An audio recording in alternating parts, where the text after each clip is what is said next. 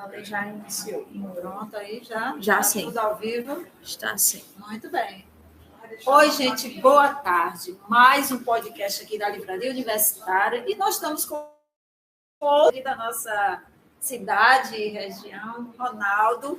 Agradecer, Ronaldo, a você por ter recebido o nosso convite com tanto carinho e se fazer presente aqui para a gente bater um papo aqui. A gente já bateu bastante, né? Adoro! Já iniciamos, né, falando Exatamente. algumas coisas, né, das nossas vivências, dos nossos cotidianos. Com certeza. E você, eu vejo muito, Ronaldo, suas postagens, e eu vejo que você é do GADA. Isso. O que é GADA? O GADA foi uma instituição, né, a qual eu fundei em 30 de maio de 2012. Né? Todo mundo já me conhece pela luta da causa azul, né? Sabe que eu sou DM tipo 1, eu tive esse diagnóstico em 2012. Né? Então, eu passei a ser mais uma estatística de uma pessoa a conviver com diabetes tipo 1, que são aquelas pessoas que necessitam da aplicação diária de insulina. E mediante todo o meu processo de hospitalização, que eu convivi com o processo da cetoacidose, do coma, né, da perca da visão, né, que é outra coisa. Então, assim, eu tive um diagnóstico bem traumático, né, e também fui o primeiro da família. E precisei de muita ajuda, a busca de muita informação, e mediante, né, esse processo de hospitalização, lá mesmo no hospital, eu vi que eu poderia usar, né, aquela patologia, e a partir daquele momento que passei a ser um dado estatístico, a ajudar outras pessoas na questão da informação, do conhecimento, da autoaceitação, né? Porque ainda existe ainda um preconceito muito enraizado quando a gente fala que é DM tipo 1, né? Todo mundo já pensa, DM tipo 1, mas será que é uma pessoa produtiva? Será que é uma pessoa que consegue cumprir com suas metas, né? A gente é sempre visto assim. E também para empoderar os jovens, né? Porque a gente não pode deixar de dizer que o diabetes tipo 1 atinge crianças e adolescentes. E hoje em dia a gente vê essa retenção do jovem em se assumir ter diabetes, em dizer que tem diabetes, em fazer uma aplicação em público, num restaurante, no shopping. Meu marido tem diabetes, mas é do tipo 2. Ele ainda toma comprimidos, remédios do tipo 2. Mas aí é complicado, né? Você falou que você teve um coma, ficou em coma. Então, aos poucos, aí convivi com a perca da visão, né? Depois passei pelo processo de recuperação. Hoje eu enxergo normalmente, então por isso que eu procuro ter uma qualidade de vida, né? Que é para que futuramente, porque eu já tenho quase 10 anos de diagnóstico, né? Para viver a minha velhice, entrar na minha velhice, né, sem ter nenhuma consequência, porque as pessoas hoje em dia não entendem o real significado do que é ter diabetes. Então, hoje no Brasil, falar sobre diabetes, às vezes as pessoas olham e dizem, que coisa besta. Mas não, nós precisamos falar de diabetes a todo momento. Por quê?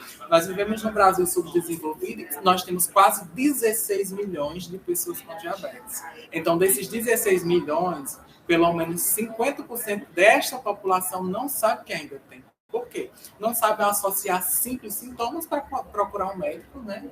E já iniciando um tratamento sem ter um quadro agravante. Porque hoje em dia a maioria dos diabéticos só tem diagnóstico realmente quando precisa ou do processo de hospitalização ou quando passa por algum problema. Ronaldo, eu vim conhecer um pouco sobre diabetes quando meu marido foi diagnosticado com diabetes. Eu ainda morava em Juazeiro do Norte, a gente ainda estava lá quando ele foi diagnosticado. Logo quando a gente chegou, o peso caiu muito, de repente, assim. E por quê? Porque a visão dele também ficou turva, aí agora, o que está acontecendo? E a sede excessiva, né? Tudo. Aí quando a gente procurou um médico lá em Barbalha, que eu trabalhava lá no Frigoativo, vamos para o médico, aí ele disse, faça os exames. Aí quando deu, todas as taxas estavam descontroladas. Já foi diretamente para o diagnóstico da medicação oral. Né? Exatamente. Aí desde então, ele toma medicação fortes para diabetes. E daí, quando...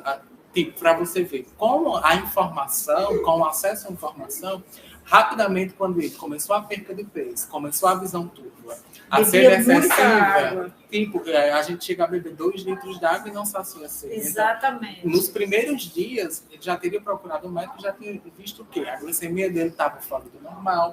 Já tinha iniciado, né, o próprio tratamento em si. Por isso que a gente fala na questão de falar sobre a educação de diabetes, porque existem muitas pessoas que estão na faixa do pré-diabetes. Então, essas pessoas elas podem não se tornar futuramente, porque nós sabemos que nós estamos inseridos, né, nascemos num país em que nós não temos a cultura de frequentar habitualmente qualquer tipo de médico, né, ou então de realizar exames rotineiros. Então, nós não temos essa cultura. Então, nós precisamos inserir essa cultura no nosso cotidiano para que a gente possa prevenir qualquer DSM-T, porque a gente não pode falar só sobre diabetes. Também tem que falar sobre a hipertensão, porque a hipertensão também vai ter todo um quadro. Né? Então, assim, a maioria das pessoas que são hipertensas, com o tempo, se acomete com diabetes, e a maioria também das pessoas que têm diabetes, com o tempo, também podem desenvolver hipertensão. E eu imaginava assim, você tem diabetes, não pode comer açúcar, e acabou-se. A minha visão do diabetes era não comer açúcar. Pronto, não coma nada que tem açúcar e você vive a vida. Mas aí, depois que ele teve, que eu vi outras e outras e outras coisas, a gente foi analisando o quanto é complexo. Porque o diabetes muda a sua vida, mexeu o corpo da cabeça aos pés. E daí a gente tem que passar primeiro pelo alto processo de reeducação alimentar, porque a maioria de nós, enquanto brasileiros, não nos alimentamos bem. Então, a gente também tem essa cultura enraizada, né, de não comer saudavelmente. E muitos também não conseguem comer porque também não têm acesso, né, a uma alimentação de qualidade. Mas dentro do nosso processo de avaliação, de acompanhamento nutricional, é sempre importante a pessoa que tem diabetes aprender a contar carboidratos. Por quê? Porque eu sei contar carboidratos, então isso me permite uma flexibilidade de ir a uma pizzaria, de ir a uma sorveteria. Agora, como eu sempre digo, é comer mais regradamente. Porque existe muitos diabéticos, mas eu posso ir comer uma pizza? Sim, você pode ir comer uma fatia e meia, de acordo com o seu índice glicêmico, como está a sua glicemia. Por isso que a gente faz o monitoramento. Já tem pessoas com diabetes, não, que vai numa pizzaria e quer comer uma pizza inteira e aí já não dá certo. Né? Exagera. E como você chegou ao coma, o que levou ao coma? O que leva um diabético ao coma? Essas altas taxas e a não identificação. Porque eu tinha entre 16 e 17 anos, fui o primeiro da família, até eu sempre comento, ainda bem que eu tive o diagnóstico de diabetes, porque foi através desse diagnóstico que hoje eu ajudo pessoas. Então, eu apoio muito bem o meu diagnóstico, foi uma aceitação. De início, eu não entendi o porquê das aplicações diárias de insulina, né? Porque é como se o alto corpo da gente, ele dissesse assim, chega, parou, a glicemia eu não estou mais suportando. E a gente chega na cetoacidose, que também pode vir a questão do próprio coma. Nem todos os diabéticos chegam imediatamente a esse quadro de coma, mas a maioria deles no diagnóstico passa por esse processo da cetoacidose, que é da internação, da hospitalização. E o GADA, o que faz? Então, o GADA, a nossa instituição, como eu sempre falo, ela não tem um caráter realmente assistencialista. Por quê? O nosso assistencialismo é em conjunto, em parcerias, que são médicos, profissionais que apoiam a gente e nos dão suporte em alguns atendimentos, assim como as faculdades. E, em especial, eu gostaria de destacar a nossa parceria com a Faculdade Santa Maria, que sempre nos abriu as portas, atende os nossos pacientes na clínica escola, tem aquele maior atendimento. Então, o GADA, ele nasceu com o intuito de praticar um termo novo que vem surgindo dentro do terceiro setor, que é o que a gente chama de advocacy. O que seria o advocacy? A sensibilização de mudanças de políticas públicas. Então, o GADA hoje, ele é referência aqui no estado da Paraíba por termos 13 projetos de leis, né, redigidos pelo GADA, mas entregue a alguns deputados, né, e esses deputados apresentaram na Assembleia, e esses projetos hoje são leis na Paraíba, mas são graças ao GADA. Existem alguns deputados que eu até sempre digo, esses são muito ingratos, né, que não revela que é de nossa autoria o projeto, mas a gente, enquanto a associação, sempre informa que o projeto de tal lei foi referenciado pelo GADA, foi redigido pelo GADA, e a partir disso a gente sensibiliza os municípios, onde eu vou trazer agora 2 exemplos de projetos que a gente está implementando agora, com essa retomada, né, dessa nossa vivência pós-pandemia, né, mesmo a gente sabendo de algumas dificuldades, a gente está implementando a 3ª edição do projeto que é de fortalecimento da rede de educação em diabetes, que esse projeto é um projeto apoiado por uma empresa denominada Nova Norte, que é uma empresa que produz insulina. Então, para você ver onde o GADA chegou, né? Chegou a ter uma parceria com um laboratório dinamarquês, mas tem uma sede aqui no Brasil, que nos apoia há quase 8 anos nas nossas ações. Que bom.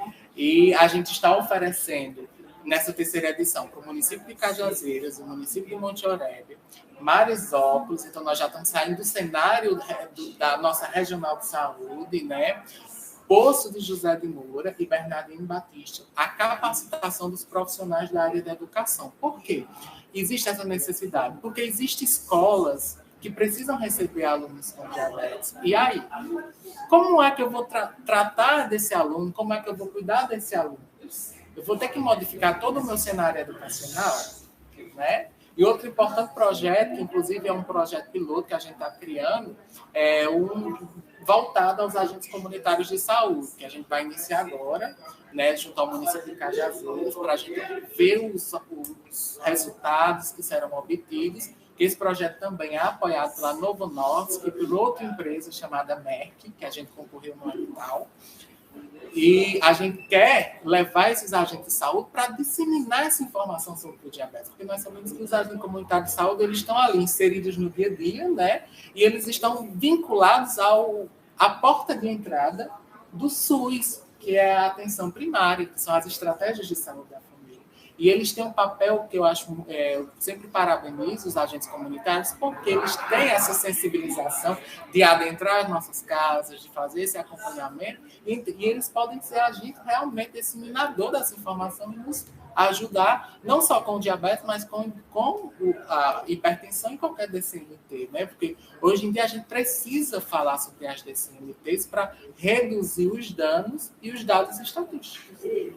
Eu vi, Ronaldo, meu marido toma comprimido. E tem pessoas que da nossa convívio também, que toma insulina, tipo assim, uma insulina mais cara. Eu conheço a gente, inclusive vizinhos da gente, toma insulina mais caras. E eu gostaria de saber de você o que faz para as pessoas de baixa renda ter essas insulinas caras, que eu lembro que tem uns caríssimas, né? Isso. São o que a gente chama de análogos de insulinas, né? Porque, inclusive, esses análogos hoje, nos dias de hoje, que eu vou até falar sobre essa parte, o GADA, ele integra uma rede de 23 associações e 2 institutos brasileiros que mobilizaram, a gente criou um dossiê temático, junto com a Sociedade Brasileira de Diabetes e a Associação de Diabetes Juvenil, para a incorporação desses análogos de ação rápida e ação lenta no SUS. Por quê? Os pacientes não tinham acesso. O que era de responsabilidade do SUS? A insulina NPH irregular, que é aquela famosinha que a gente fica lá congeladinha e a gente usa na seringa, que hoje elas estão sendo fornecidas por meio de caneta, que é o que a gente chama de caneta, né? Eu fiz ainda faço até os dias de hoje o uso dessas canetas, que são esses análogos, né, que nos proporcionam uma maior flexibilização na contagem de carboidratos. Mas hoje elas estão, graças a Deus, com essa luta de conjunto, essa defesa na Conitec. Aí você vai falar, o que é a Conitec? A Conitec é a Comissão Nacional de Incorporação de Insumos. Então, um insumo no Brasil, para ser fornecido pelo SUS e estar na lista da RENAM, aí você vai me perguntar também, o que é a RENAM? É a Relação Nacional de Medicamentos, que o SUS tem por obrigação oferecer. Então, hoje, esses análogos eles estão à disposição de crianças e adolescentes até 16 anos e pessoas acima de 65 anos. Assim como outros medicamentos que a gente também vem buscando junto nas consultas públicas, né, que hoje a Conitec vem também cedendo um espaço muito grande para os pacientes relatarem o uso de determinada medicação para que ela possa ser incorporada e que toda a população brasileira possa ter acesso. Porque teve uma época que uma conhecida da gente, ela teve que entrar na justiça para conseguir essa insulina diferenciada que o filho dela. Isso. Em 2016, quando eu tive essa prescrição e fazia uso dessa medicação, eu tive que fazer essa judicialização, né? Só que hoje, nos dias de hoje, como eu disse, essas pessoas nessas faixas etárias, elas já podem receber gratuitamente, né? Faz o procedimento administrativo nas secretarias, nas farmácias ou nos CDMEDs, a depender se é a nível estadual ou municipal, e eles recebem o seu quantitativo, assim como os glicosímetros e as FITs, porque isso está estabelecido numa legislação federal, uma legislação, às vezes até de 2017, um pouco recente, mas que a gente também já está batalhando por uma mudança nela, porque nós queremos que exista realmente no Brasil uma política nacional voltada à atenção integral da pessoa que convive com diabetes. Porque eu sempre falo, só quem sabe o que realmente é diabetes é quem tem o diagnóstico ou quem convive. E aqui, Ronalda, nós temos aqui em Cajazeiras e nessa região, tem muitas pessoas com diabetes. A gente pode ter um cenário, quando eu falo em regional de saúde, eu vou trazer os 15 municípios que a gente polariza, né? A gente chega a ter, em média, 8.450 pessoas diagnosticadas. E o mais preocupante hoje é porque a gente mal via um adolescente ou uma criança ter o diagnóstico do diabetes. Era uma raridade, até você... às vezes até as pessoas falam, o que foi que aconteceu com esse menino? Ele comeu muito doce, né? E hoje não, hoje a gente está vendo nas faculdades, nas escolas particulares, um aumento muito grande. E a gente sabe que esse nosso pós-pandemia serve de alerta, porque nós passamos 2 anos sem prática de atividade física, né? Passamos também 2 anos, muitas vezes, se alimentando mal. Então, esses dados estatísticos, para os próximos anos, a própria IDF, né, que é a Federação Internacional, já tinha uma perspectiva em 2025 de metade da população do mundo. Imagine pós-cenário, pós-pandemia. É complicado. E até meu marido dizia, nessa pandemia, dizia assim, meu Deus, eu tenho diabetes, só morre diabético. Então, se eu pegar, eu não escapo. Ele sempre falava, por quê? A Covid tem algum estudo que os diabéticos sentiu mais, até teve mais óbito quem era diabético. Acredito, pelo que eu faço de leitura, né, porque eu não sou realmente da área da saúde, mas a gente entende porque quando uma simples gripe, né, um quadro gripal na gente já descompensa uma glicemia, já descompensa todo o processo. E o que é que acontece? A maioria dessas pessoas que tinham diabetes, que foram acometidas, que vieram a óbito, eram pessoas que não tinham uma regularidade de cuidado. Então, por isso que às vezes, existem pessoas que têm diabetes que, às vezes, chegam numa estrata de saúde da família, eu estou lá, está com a glicemia em 500. Aí eu pergunto, como é que você está? Estou bem, está bem por enquanto. Né? Então, imagina uma pessoa com a glicemia de 500 e contraindo a Covid. Então, desestabiliza todo o seu corpo. E desse número que você me falou, dos diabéticos aqui, desse grupo de cidades que você tem, são muitos baixa renda? Pessoas de baixa renda? Em sua maioria, 70% não tem uma boa alimentação, não tem uma renda fixa, recorre a programas assistencialistas, né? É isso que eu sempre falo, Regina. As pessoas, aí eu falo para o olhar do profissional, né? Que eu digo assim, o profissional, dentro do quadro do cuidado da pessoa com diabetes, não pode ser um profissional impositivo. Uma situação ao meu paciente, mas eu não sei a realidade dele dentro de casa.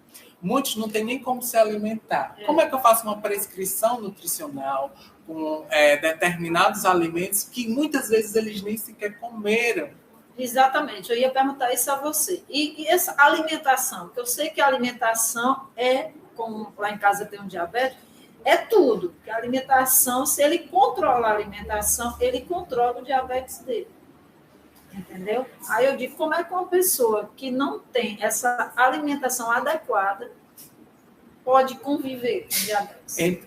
A gente sempre fala, enquanto associação, que os profissionais que fazem esse acompanhamento devem ter o cuidado de montar o que ele tem dentro da sua residência, porque o profissional deve perguntar, olha, se você consegue seguir essa dieta, o que é que realmente você se alimenta?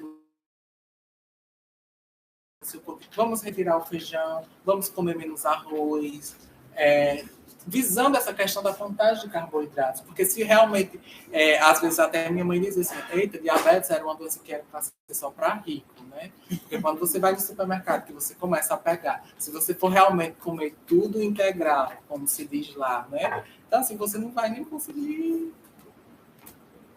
Que hoje em dia, nós ainda mais... E, para falar a verdade, imagina os dias de hoje, né?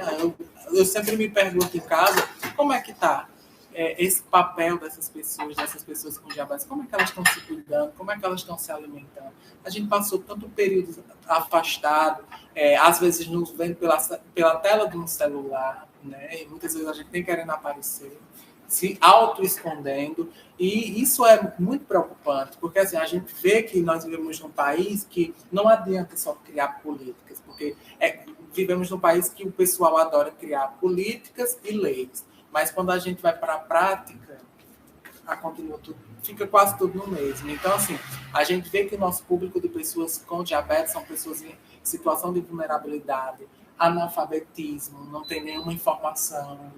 E, assim, eles ficam tão felizes com o simples, que é o que eu acho muito bonito. Você já falou agora para mim um pouco das políticas públicas. Será que essas políticas públicas de hoje estão humanizadas para essas pessoas? Eu acredito que quando a política ela é pensada, Regina, por ONGs, por entidades, que se tem essa participação nessa discussão, elas são realmente criadas no intuito de aderir e de acolher essas pessoas. Mas quando elas são pensadas e criadas por pessoas que nunca conviveram, só porque se dizem ser técnicas no assunto, elas não são pensadas na integralidade do sujeito. Por isso que nós temos esse papel de termos essa representatividade, de sermos voz ativa, seja em conselho, seja em comitês, né? Sejam em fóruns, porque é através da nossa fala que a gente consegue... Tipo, hoje eu estou tendo um espaço de fala, né? Um espaço de levar informação. Então, a ocupação nossa enquanto paciente, ou que a gente chama de usuário, nos espaços deliberativos, é que consegue agregar humanizatória. A gente sabe que, como eu falei, não adianta criar uma política se eu não vou conseguir atender. Né? Então, vai ser só mais uma coisa de papel. E a gente sabe que quando a gente fala de poder público, a dificuldade é maior ainda. Né? A gente diz porque a gente vê a escassez da dificuldade de acesso aos insumos, à alimentação, a uma moradia digna, né? Que é uma das coisas que hoje a maioria da população está sofrendo, né? Com o aumento da pobreza, né? Que a gente sabe que o Brasil, né, saiu da linha, né? Voltou realmente para a linha, e a gente vê as pessoas aí passando necessidade, e eu sempre me pergunto, meu Deus, e esses diabéticos, né? É tão provável que a gente fez... O GADA também foi, né, e fez as nossas ações sociais, né? Então, nós tivemos nossa responsabilidade social.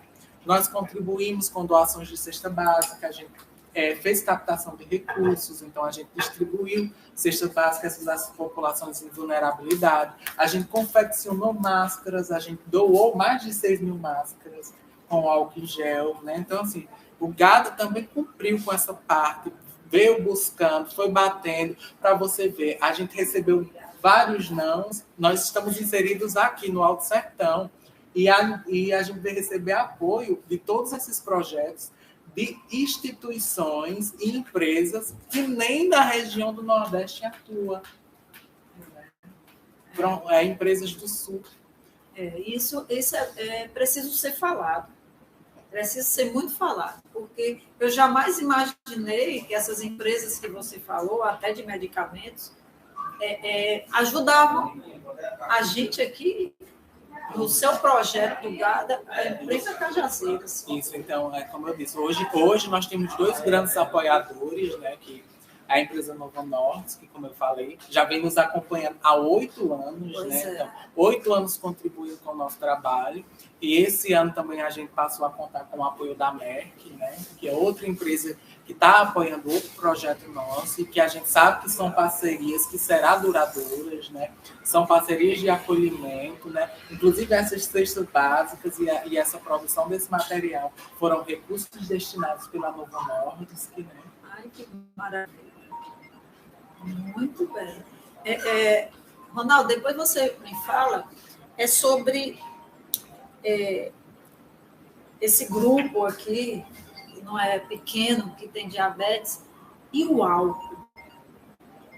O quanto esse grupo pode prejudicar. Assim, o álcool pode prejudicar esse grupo que gosta né, até de tomar umas, não sei o quê e tudo mais. Como a gente sempre fala, né? Outra questão de descontrole da maioria dos diabéticos é isso. É o consumo excessivo, né? O consumo excessivo e muitas vezes contínuo, né? Porque a gente sempre fala, não é porque eu tenho diabetes que eu não possa, mas eu tenho que ter meu autocontrole e o cuidado na ingestão. Tem pessoas que não... Diabéticos que, vamos supor, o limite seja 2 copos, né? 2 copos de cerveja. Mas nunca toma 2, né? Enche a cara. Exatamente. Falo isso porque, assim, eu tenho um autocuidado, mas também, às vezes, eu não posso ser visto como uma pessoa que não desliza, né? Porque, às vezes, faz parte do corpo. O nosso organismo pede, né? Então, assim, se eu retiro todo o açúcar do corpo, chega um momento que o meu corpo pede o açúcar. Meu marido já teve aquela queda das taxas, né? E ele, na hora, ele sempre tem que ter bombom, chocolate para ele comer, para ver se sobe, porque ele realmente passa mal. Isso, que inclusive é uma das indicações para nós que somos tipo 1, que fazemos a aplicação de insulina, é sempre andar ali com uma balinha, um shakezinho de mel, porque a gente nunca sabe se ela pode, né, ter a baixa simultânea e a gente está em algum local que a gente não tem acesso a meu copo de refrigerante, ou um copo de suco com açúcar, né, feito com açúcar para reverter o quadro. E a gente, se ela baixar demais, a gente pode entrar também num quadro de coma, né, que a gente acaba perdendo sentido. E quanto mais a glicemia vai baixando, mais a perda de sentido você vai tendo de reação. É complicado. A diabetes é complicada. Aí eu digo assim para a manhã, né? Aí eu disse, mãe, hoje eu passei na rua, aí eu disse, cadê dona... Só citando um exemplo, viu, gente? Cadê dona Zefinha? Ela tá bem, tá só com diabetes. Não, ela não tá bem, minha filha. E nesse grupo, Ronaldo, que vocês atendem no GADA, né? Existem muitos que não aceitam. Sim, bastante. Tem aqueles que eu não tenho isso, bastante, não aceito. É muita conversa e adesão não, mas é como eu sempre digo, a gente não pode desistir, né? Então, assim, existe muitos que não aderem ao tratamento, querem ser aceitados, principalmente as pessoas idosas, olha, é um público em que tem muito receio de mudança de hábito, porque teve uma cultura dentro da sua criação e é difícil, né, a gente fazer essa mudança de cultura e a gente percebe que a adesão deles é um pouco complicada, porque eles continuam ali se alimentando de tal forma. E o que eu mais acho engraçado no ser humano é a omissão do que ele faz, né? Porque às vezes está com a glicemia elevada. O que foi que você comeu? Não comi nada, não. Mas você comeu alguma coisa fora do normal. Quando a gente vai lá descobrir a fundo, fez ingestão de tudo que era errado, que não era para ser, né? E parece que é outra cultura, né? Que quando a gente está no profissional, a gente nunca revela o que fez, né? A gente tenta ver se ele vai realmente descobrir. Mas é como eu sempre falo, é um público que tem uma dificuldade na adesão, mas é um dos públicos que a gente mais adora trabalhar, né? Eu imagino, porque é complicado, às vezes eu tiro lá em casa mesmo. Eu deixo de comprar muita coisa, porque se vê um bolo, toda vida que olha, como um pedaço. assim, aí a gente evita muito, né? Porque... Aí, por isso que eu sempre falo, o diagnóstico de uma pessoa com diabetes não é só com ele. Modifica toda uma rotina dentro de uma residência, porque a família, às vezes, vai tentar se adequar ao novo hábito para que o paciente, né, não saia da linha, não deixe de cumprir, né? Exatamente, porque é complicado. E vocês lá, Ronaldo, vocês tem esse momento familiar?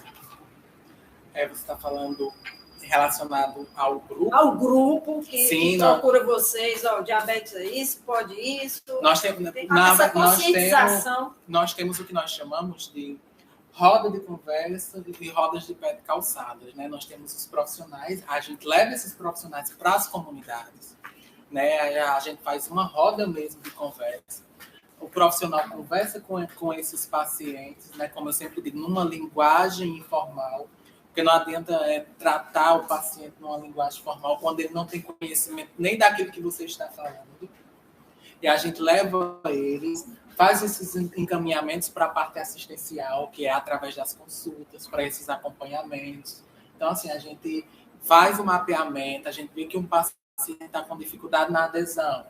Vamos lá, vamos levar ele tal profissional, vamos levar isso, vamos participar dos grupos, dar uma atenção mais específica, para que ver, né, para que ele tome realmente consciência do seu novo quadro clínico, né, porque a gente sabe que todo tipo de diagnóstico no início é bem impactante. Né? Então, assim, a gente nunca quer aceitar qualquer tipo, né, de doença que a gente venha se acometer. Então, a gente tem esses nossos momentos interativos, né, que a gente, como eu falei, temos as nossas reuniões mensais para participação e deliberação de assuntos, né, porque como a gente fala, é uma ONG, mas eu só estou presidente, eu também preciso escutar os meus associados para ver o que é melhor para eles, o que é bom para eles, né? Porque não adianta discutir o que eu acho melhor. Uma das coisas que eu sempre falo, Regina, é o seguinte: hoje eu tenho uma bomba de infusão, né?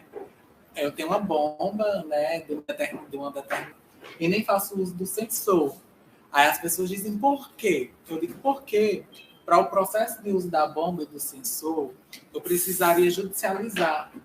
Quando eu judicializo o processo, meus insumos dariam, em média, um gasto igual para o meu quadro de saúde, eu consigo ajudar 4, 5 pessoas sem um processo de judicialização. Utilizando as canetas, que é outro processo acessível que está para mim. Se todo mundo pensasse assim. Esse mundo muito individual, né, que as pessoas só pensam em si, se pensasse como você, cada um plantasse um pouquinho, acredito que um dia a gente chegaria lá. Agora, Ronaldo, você falou, essa sua ONG, o GADA, os profissionais que você convida, eles vão sem ganhar por amizade, como diz, pelo abraçando a causa. Isso. Todos esses profissionais, eles são voluntários, né? Inclusive, eu gosto sempre de ressaltar um grande colaborador da gente, que a gente acabou perdendo ele no período da Covid, né? Que era o Dr. Ivan, que era um dos nossos colaboradores assíduos, né? A própria livraria também já nos ajudou em várias ações nossas. E esses profissionais, nutricionistas, médicos, fisioterapeutas, farmacêuticos, eles vão lá, dedicam voluntariamente 4 horas, 2 horas por dia, né? Também a gente tem um cadastro que, como a gente é ONG legalizada, inclusive nós temos até uma lei que nos reconhece como utilidade pública, a gente pleiteia a prestação de serviços, né? Então, a gente recebia alguns profissionais da área da saúde que estavam pagando alguma prestação na Justiça Federal. Aí eles vinham trabalhar com a gente voluntariamente e fazia esse serviço, que a nossa ONG é cadastrada na Justiça Federal, né, na subseção de SUS. E a gente recebe alguns profissionais que, advindo de lá, eles prestam serviço, cumprem, né, essa penalidade deles e ainda continuam nos auxiliando. Ainda bem, porque é ver o profissional bem humanizado, né? E algum profissional procura vocês? Sim. Ou vocês sempre os procuram? Não, inclusive, às vezes tem alguns profissionais que vão lá no Instagram, né? Querem conhecer, às vezes dizem, eu tenho um familiar que foi diagnosticado, eu queria que ele participasse, eu quero contribuir com os meus serviços, o que é que eu posso fazer, como é que eu posso agir. Tem muitos assim que vão lá no privado e eu sempre digo, eu sempre relato, né, aos meus amigos e tudo, eu digo, a nossa instituição hoje, quando eu viajo para fora, para esses fóruns, essas discussões, eu vejo tantas instituições enormes, com estruturas, com belíssimos edifícios, e a gente vê que eles ainda não plantaram nem uma semente do que o Gado fez. Com certeza, porque você é bem atuante, né? Você vê que você agora está abrangendo quantos municípios? 15. 15 municípios. Não é brinquedo, não. Você tem que andar muito. Eu sempre digo, meu legado só vai ser encerrado quando eu atingir toda a Paraíba. Por quê? Eu tenho um sonho, que é a construção de um centro de referência. Eu sempre brinco com as amigas, eu vou continuar batendo na porta dos políticos. O Gado precisa de uma emenda, esse projeto. Para ter essa equipe muito profissional para estar lá atendendo, fazendo os encaminhamentos, isso será riquíssimo para nós em primeira mão. Eita, fofocas. A gente vem conversando com a faculdade particular e essa faculdade vai ver a viabilidade do fornecimento do espaço e uma empresa disse que vai fazer toda a mobília, né? Vai doar todo o mobiliário. Que coisa boa. E aí, como eu sempre digo, a gente já está encaminhando esse projeto, é um projeto que vou dizer que hoje, nos dias de hoje, já tem 30% de andamento. E eu só vou realmente dizer assim, eu vou tirar férias do Gada, porque a mãe disse, ele não tira férias, ele não para, porque ele só fala nesse Gada. E realmente o Gada, para mim, depois do meu diagnóstico, é uma das coisas que eu coloquei em segundo plano, né? Que o primeiro plano eu sempre coloco Deus e a família. E depois, para mim, é o Gada. Para mim, não, eu não quero status, eu não quero cargos, eu não quero destaque. O que eu quero é que a população com diabetes realmente ela tenha acesso aos serviços que ela merece e com qualidade. Ronaldo, você já foi nas escolas aqui, tanto particulares como públicas, falar um pouco desse seu projeto, falar um pouco realmente a vida da diabetes, como é você que já passou tanta coisa?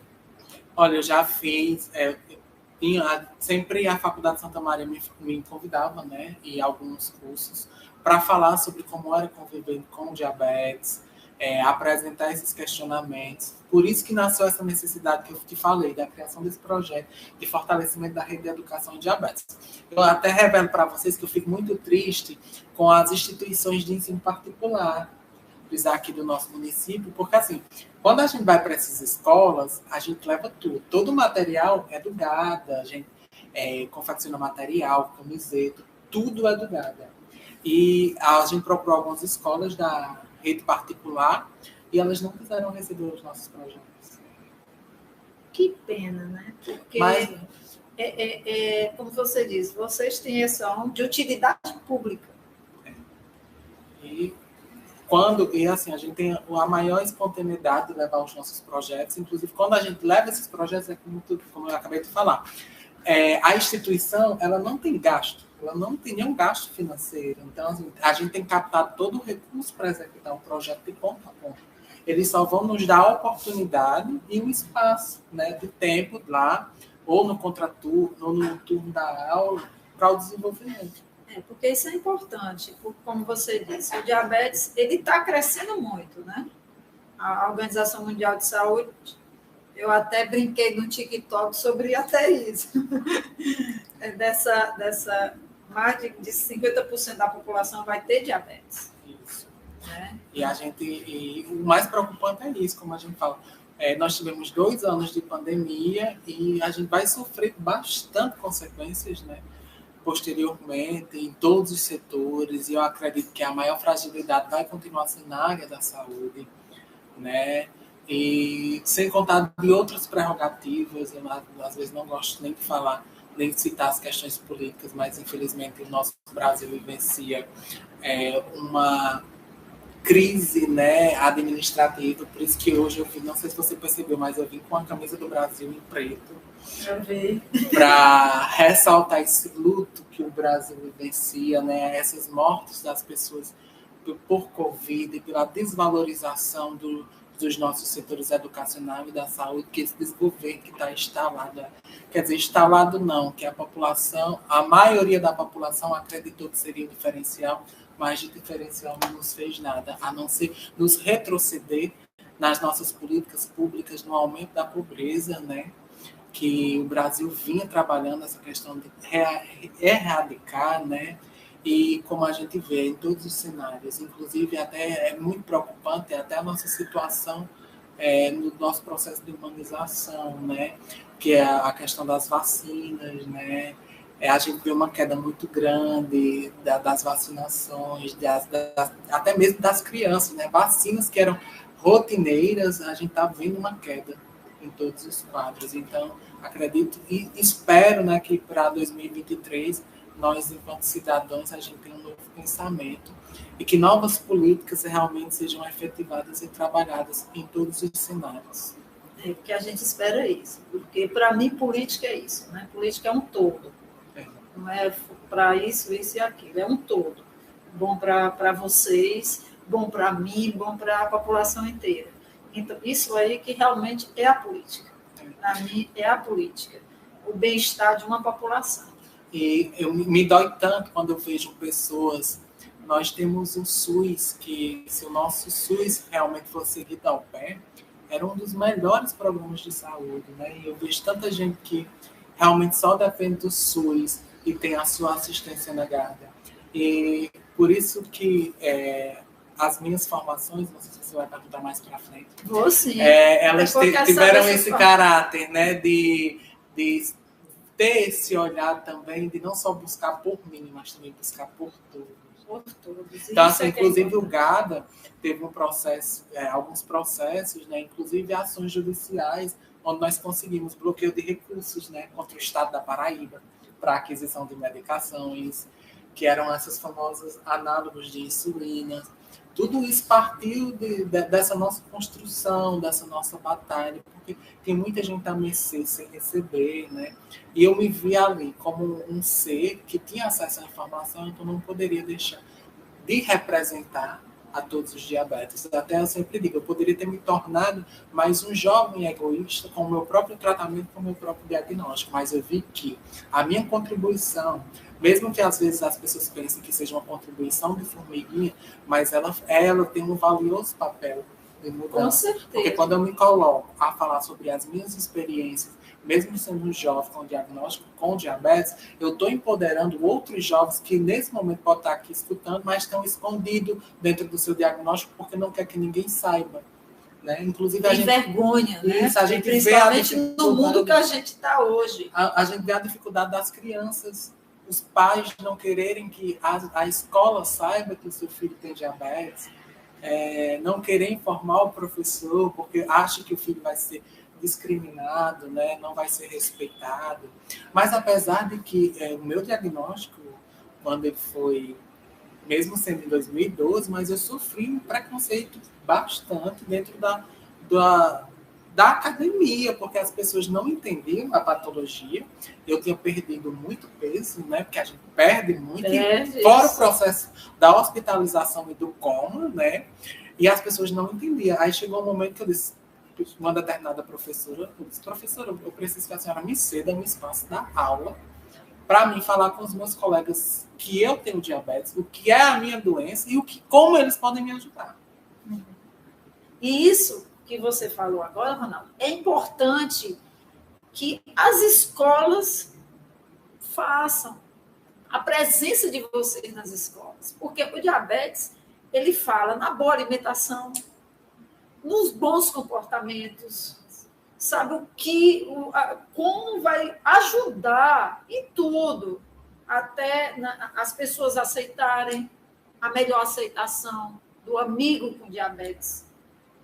Ajudá-lo, não dar doce. Inclusive porque criança Mas ele não pode. Após toda essa apresentação, meus amigos passaram a ter cuidado comigo e com os familiares. Exatamente. Aí eu tinha até uma amiga que eu dizia, amiga, eu tô um pouquinho que suando. Aí ela dizia, eita, tu trouxe teu aparelho? Olha se é tua diabetes, se for ter um bombom aqui para te dar. Exatamente. E a gente foi, por um simples espaço, a gente conseguiu, né, fazer com que eles tivessem outros olhares e realmente viessem identificar o que era o diabetes e o mais bonito, né? Passaram a ver os familiares que eles tinham em casa, que às vezes eles não davam nenhum interesse no diagnóstico deles, a ter um autocuidado, a ter uma outra visão. Porque, como eu disse a você, antes do meu marido ter diabetes, eu só achava que o diabetes era o seguinte, não comer açúcar. Nada que tivesse açúcar. Pronto. Ali acabou-se e estava tudo bem. Mas não. Depois disso, eu vi o leque de problemas que a diabetes pode ocasionar. Eu vi ele com problema de visão e outras coisas, a hipertensão e várias outras coisas. Eu vi que o diabetes mexe com o organismo. E se não tiver um cuidado, se não tiver uma alimentação, ter todo esse cuidado que você sabe, isso precisa ser dito. Isso, é como eu sempre digo, nós precisamos que o Brasil realmente implemente uma cultura de uma educação em diabetes, de visibilidade. Trazemos um exemplo. Nós temos o dia 14 de novembro. O dia 14 de novembro foi instituído pela Organização Mundial de Saúde, né, como um dia para ser voltado ao olhar dessas pessoas pelos altos índices. E você vê que ninguém fala que o dia 14 é o Dia Mundial do Diabetes.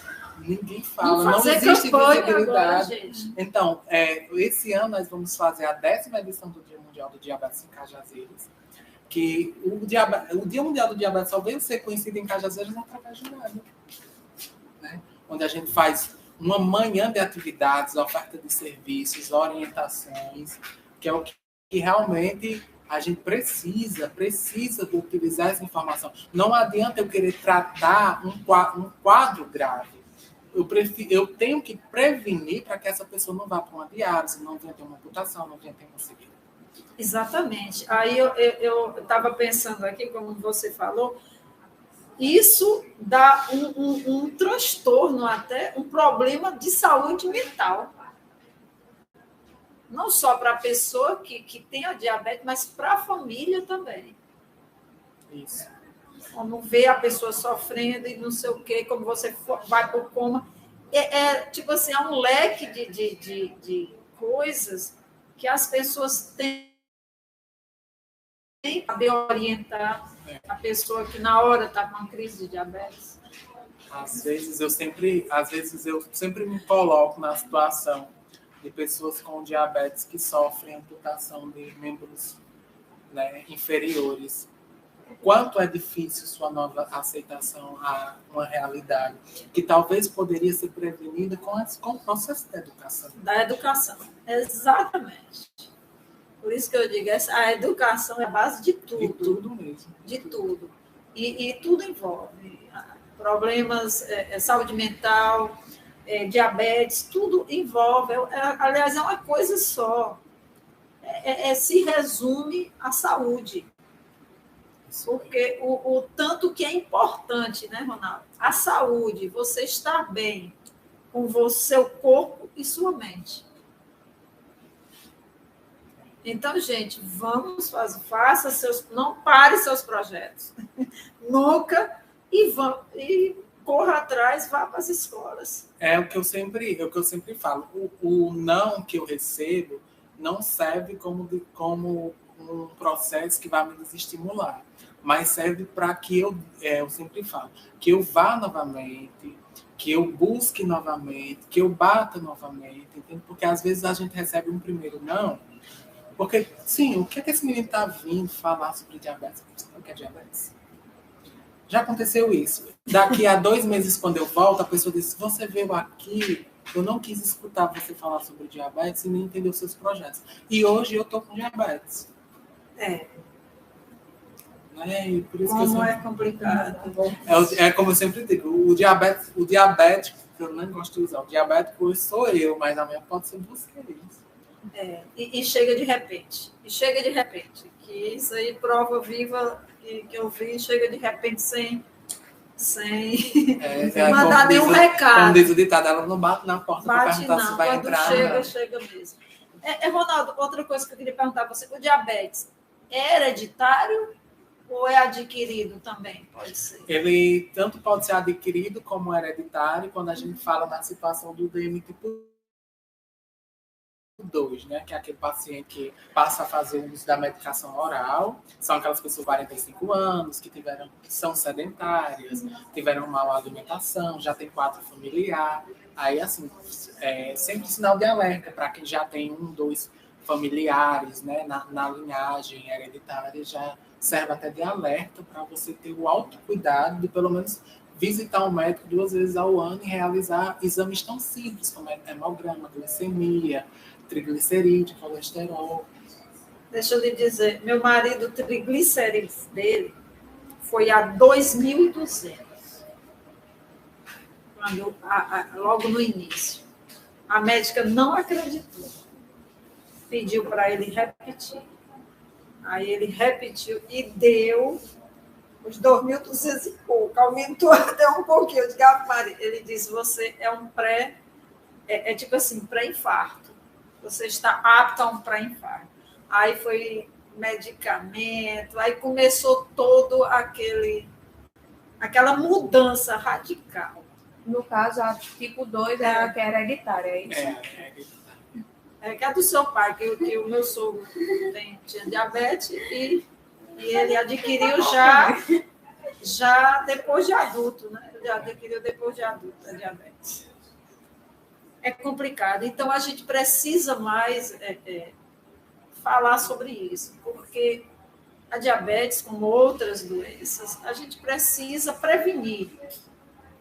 Isso. Precisa prevenir, precisa ser orientados. Realmente é o que a gente sempre fala dentro do controle social.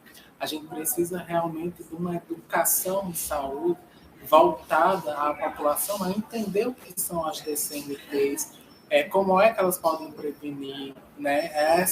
Simples mudanças, são gestos tão simples que a gente pode começar a ter uma aplicabilidade no nosso cotidiano. A gente sabe que ninguém muda do dia para a noite, mas a gente pode começar a ensaiar pequenas mudanças e ir colocando. Eu sempre digo, vamos tentar trabalhar com metas? Qual é a sua meta para esse mês? Né? Mas, assim, sempre também no estímulo, porque muitas vezes tem alguns pacientes, alguns diabéticos, que não conseguem bater a sua meta. Mas a gente não pode também desanimar, a gente tem que dar continuidade a todo o processo, até que ele vá realmente tendo toda a sua mudança, né? A sua nova adequação. Porque, como eu sempre falo, os diagnósticos das pessoas com diabetes são tão impactantes, os profissionais da saúde chegam e dizem, realmente, você está com diabetes. Realmente, você está com diabetes, você vai utilizar insulina. Às vezes a gente não sabe nem o que é insulina. Aí tem que ter todo. Aí você recebe só uma prescrição. Vou passar você para tal profissional. E ali começa a sua caixa, a sua cabeça, a pensar N fatores. Por que eu tenho? Por que eu vou tomar isso? Por que está me acontecendo isso?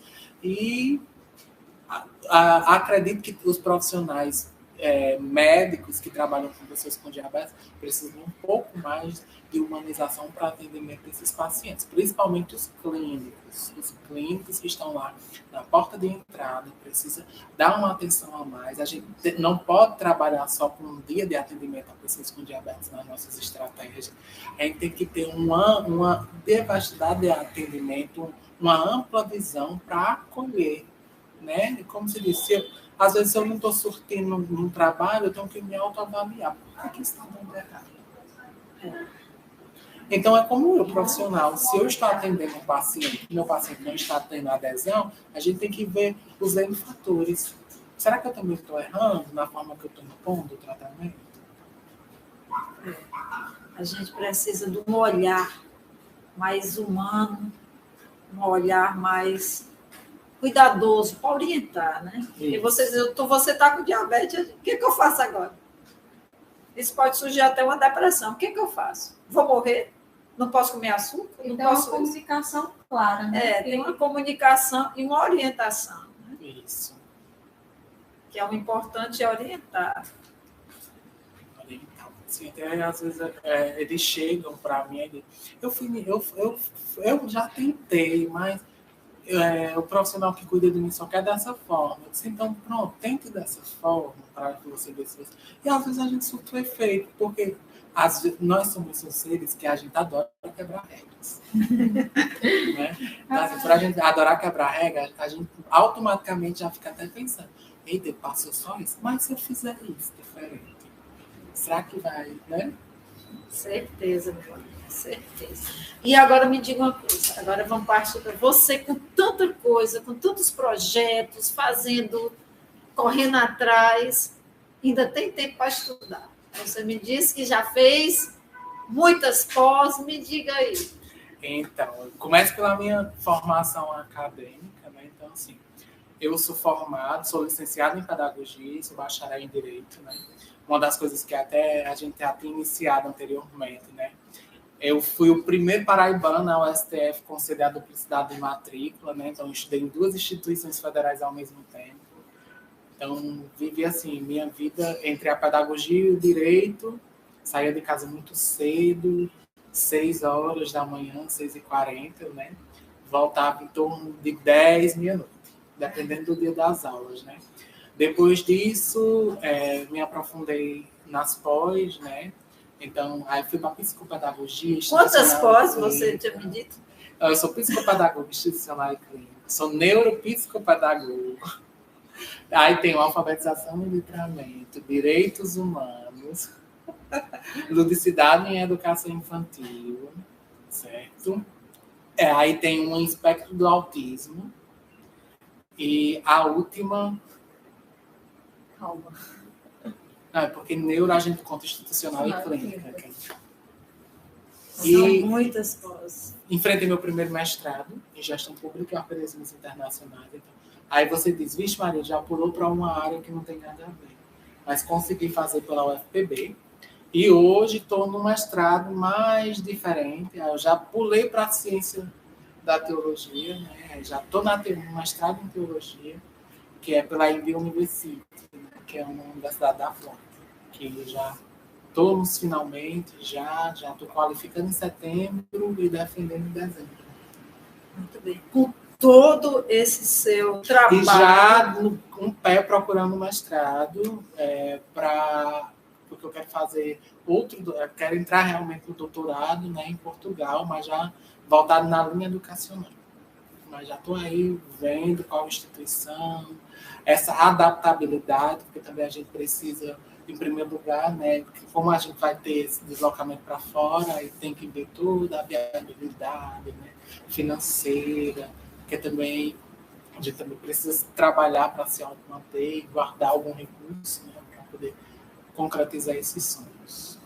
Você é um exemplo, porque muita gente tem um problema, fica logo, primeiro que eu quero dizer, eu não vou fazer isso porque eu estou com esse problema. Eu tenho esse problema, eu não consigo porque bota logo o problema na primeiro lugar. Bota o problema primeiro lugar. É porque eu não consigo. Se eu estou você tem diabetes, eu já vi pessoas com diabetes falando isso. Eu não vou terminar para a faculdade porque eu tenho diabetes. Chega lá, passa mal, tenho que voltar para casa e não. E você, com diabetes, e você passou tudo isso, até coma ficou alguns dias, ficou sem visão, e fazer tudo isso e quer fazer mais ainda, é um exemplo para todos aqui que estão nos assistindo, que vai ficar aqui gravado, porque um menino jovem, um menino com diabetes, um menino que botou uma ONG, fez 2 cursos, mestrado, muitas pós, e agora pensando em outro mestrado e doutorado. Como eu sempre disse, eu tenho que deixar, inclusive, um legado em que os jovens que também têm a mesma patologia possam entender que não é porque eu tive um diagnóstico do diabetes que esse meu problema vai me retroceder. Não. Eu sou uma pessoa igual a todo mundo, eu tenho as mesmas habilidades, só basta realmente a gente mentalizar, né? Às vezes é necessário deixar de lado, mas quando eu falo deixar de lado, não é deixar de se cuidar, né? Esse intuito de que eu sou diabético e focar nos nossos objetivos, porque todos nós temos objetivos na nossa vida e a gente tem que concretizá-los. Olha, Regina, eu nunca gostei, nem nunca tive o intuito de nenhuma entrevista minha ou qualquer tipo de conversa ser uma pessoa que me autodiminui, certo? Ou que fico me vitimizando. Oportunidade, todos nós, em primeiro lugar, dificuldades todos nós temos. Com então, certeza. A gente não pode baixar a cabeça para as dificuldades que nos são advindas, exatamente porque são essas dificuldades que nos constroem e nos deixam mais fortes a cada dia. E eu acho, às vezes, as pessoas dizem, mas você poderia falar sobre isso. Mas o processo de vitimização atrasa muito a nossa construção. A oportunidade vem para todos. Então, assim, inclusive em alguns discursos, espaços de fala meu, eu nunca vou me pontuar que eu sou isso, que eu sou aquilo, né? Então, assim, eu sei que eu tenho uma bagagem técnica, eu tenho um conhecimento, né? E eu tenho que falar sobre boas experiências. Eu sei que todo mundo passa por adversidades, por problemas, mas esse processo de vitimização, para mim, eu nunca tive essa acessibilidade ou então essa assiduidade de, nos meus espaços de fala, me autodiminuir. Não.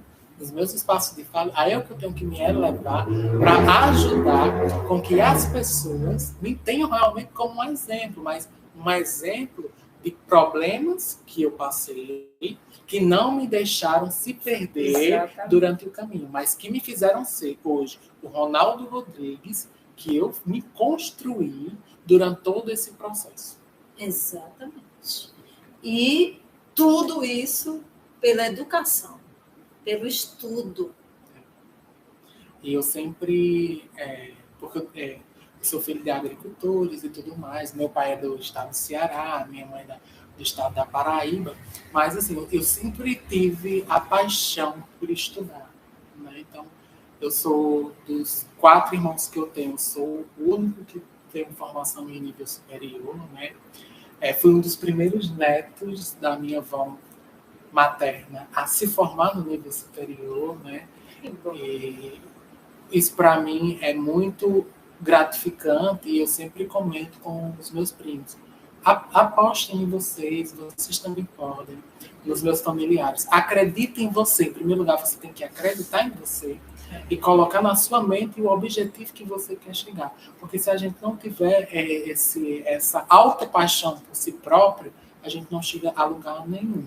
E a gente vai continuar sempre no discurso diminutivo. Exatamente. E a pessoa tem que, como você diz, você tem que se aceitar do jeito que você é e seguir sempre em frente. Exatamente. Isso é que é importante. Eu vou lhe dizer uma coisa, Ronaldo. Eu não pensei assim há uns anos atrás. Eu tive um problema de alopécia e eu não tinha esse pensamento. Minha mãe, meu pai, minha família, não faça isso, não pare. Eu parei muita coisa na minha vida. Por quê? Pelo medo, pela não aceitação, porque primeiro fui eu. Inclusive, eu estou até, você falando, eu estava até com um projeto de falar. Gente, a gente tem que se aceitar. Para seguir em frente, nós temos que se aceitar. Isso mesmo, porque se a gente não se autoaceita, então a gente não sai do lugar. A gente não coloca nossos sonhos, né? Nossos sonhos não vão para frente. E eu sempre, quando eu tive o diagnóstico do diabetes, que eu parei realmente para pensar, às vezes eu me disse assim, então foi uma escolha de Deus, né? Deus me deu essa oportunidade de ter diabetes e ajudar pessoas. Então, vamos seguir em frente. Seguir em frente. Pois é, gente. Por mim, eu passaria, como eu digo, até amanhã conversando, que eu conversa boa.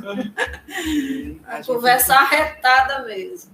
A gente tem que pensar dessa forma, né, de abrir os olhares, batalhar por aquilo que a gente quer, pelo que a gente busca, aquilo que a gente acredita. Né? E independentemente dos problemas, das patologias que a gente vai descobrindo no meio do caminho, né, a gente não pode esmorecer, não pode baixar a cabeça.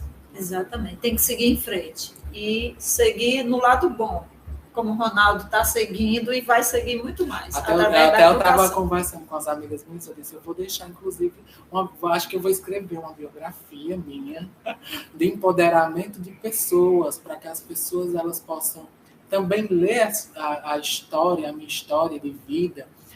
Às vezes, eu não gosto nem de dizer tanto de superação, mas de autoaceitação. Exatamente, isso é importante. Que elas possam descobrir, né, uma forma de se autoaceitar, de se autoconhecer, e de que um simples diagnóstico não nos pode, né, trazer um diminutivo da gente enquanto sujeito para que a gente venha sofrer.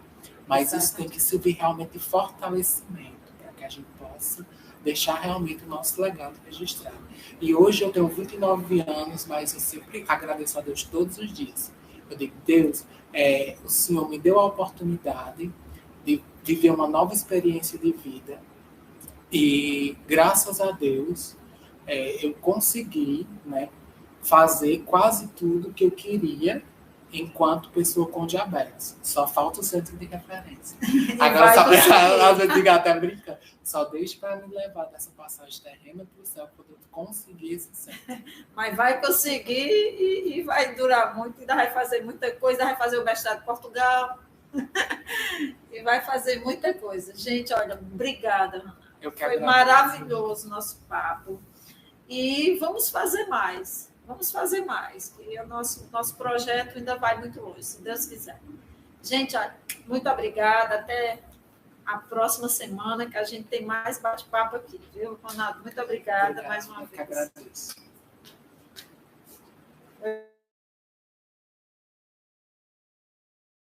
É maravilhoso. E é muito gratificante ver você tão jovem, com tanta garra. Com tanta garra.